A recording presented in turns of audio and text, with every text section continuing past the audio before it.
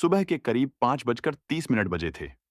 शहर अभी पूरी तरह जागा नहीं था, लेकिन रेलवे स्टेशन हमेशा की तरह जिंदा था। सीटी की आवाज, चाय वालों की पुकार और भागती भीड़। प्लेटफॉर्म नंबर 3 के एक कोने में एक छोटा सा लड़का बैठा था। उम्र मुश्किल से 11 साल। फटी हुई शर्ट, गंदी निकर और नंगे पैर। उसका नाम था कबीर। यह नाम भी उसने खुद रखा था, क्योंकि उसे अपना असली नाम याद नहीं था। कबीर बाकी बच्चों जैसा नहीं था। वह भीख नहीं मांगता था, चोरी नहीं करता था। वह बस घड़ियां देखता रहता था। स्टेशन की बड़ी घड़ी, लोगों के हाथ की घड़ी, मोबाइल का टाइम। लोग उसे पागल कहते थे, लेकिन कबीर के लिए समय सिर्फ समय नहीं था। उसे लगता था हर सेकंड कुछ कह रहा है, जैसे कोई छिपी हुई भाषा। उसे जमीन पर कोयले से घड़ी बनाना पसंद था, लेकिन उसके नंबर अजीब होते। 12 के बाद 13, कभी 24, कभी 60। कभी वह मिनट और सेकंड को उल्टा लिखता। किसी को समझ नहीं आता, पर उसके लिए ये सब एक पैटर्न था, एक कोड, जिसे सिर्फ वही पढ़ सकता था। एक दिन सुबह 7 बजे की ट्रेन आने वाली थी। भीड़ बढ़ रही थी। तभी कबीर अचानक खड़ा हुआ, घड़ी देखी और जोर से चिल्लाया, रुको, ट्रेन मत आने दो, 5 मिनट में हादसा होगा। लोग हंसने लगे। पागल है। किसी ने ध्यान नहीं दिया। लेकिन अगले ही पल जोरदार आवाज हुई। पटरी का एक हिस्सा टूट गया और ट्रेन अचानक झटके से रुक गई। अगर कुछ सेकंड और आगे बढ़ती तो बड़ा हादसा हो सकता था। पूरे स्टेशन पर अफरा तफरी मच गई। सबकी नजर अब कबीर पर थी। इसे कैसे पता चला? ये बच्चा कौन है? कबीर बस धीरे से बोला, समय बता देता है। यह खबर पूरे शहर में फैल गई। न्यूज चैनल, सोशल मीडिया, हर जगह वही बच्चा, भविष्य देखने वाला बच्चा। ये बात शहर के मशहूर वैज्ञानिक डॉक्टर आर्यन सेन तक पहुंची। उन्होंने वीडियो देखा और तुरंत समझ गए, ये कोई संयोग नहीं है। अगले दिन वे खुद स्टेशन पहुंचे और कबीर को ढूंढ लिया। तुम्हें कैसे पता चला हादसा होगा? उन्होंने पूछा। कबीर ने सीधा जवाब दिया, घड़ी ने बताया। कैसे? हर सेकंड बोलता है, बस लोग सुनते नहीं।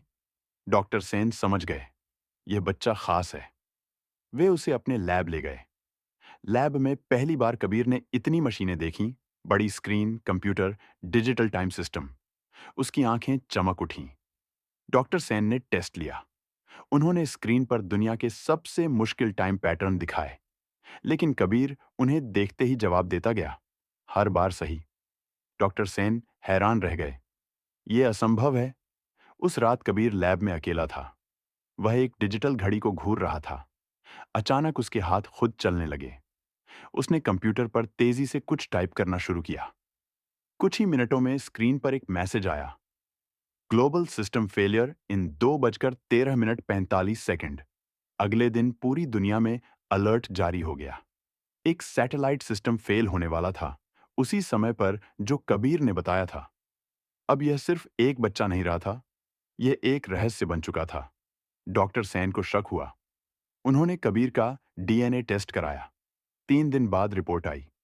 उनके हाथ कांपने लगे। उन्होंने फाइल खोली और जैसे उनकी दुनिया रुक गई। इम्पॉसिबल। कबीर उनके सामने खड़ा था।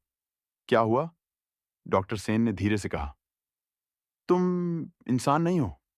कबीर की सांस रुक गई। मतलब? डॉक्टर सेन बोले, 11 साल पहले हमने एक प्रोजेक्ट शुरू किया था। प्रोजेक्ट के 12, एक ऐसा बच्चा बनाने का जो समय को समझ सके। लेकिन प्रोजेक्ट फेल हो गया और बच्चा गायब हो गया। उन्होंने उसकी आंखों में देखते हुए कहा, वो बच्चा तुम हो। कबीर के दिमाग में अजीब सी तस्वीरें चमकने लगीं। लैब, मशीनें, तेज रोशनी, आवाजें। तो मैं इंसान नहीं? उसने कांपती आवाज में पूछा। डॉक्टर सेन ने जवाब दिया, तुम इंसान से ज्यादा हो। कुछ सेकंड की खामोशी। कबीर ने धीरे से दीवार पर लगी घड़ी की तरफ देखा। उसकी आंखों में अब डर नहीं था, एक अजीब सी चमक थी। अचानक लैब की सारी घड़ियां एक साथ रुक गईं।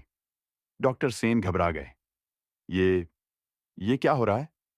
कबीर हल्का सा मुस्कुराया और धीरे से बोला, अब मैं समय को नहीं पढ़ूंगा, मैं समय को बदलूंगा।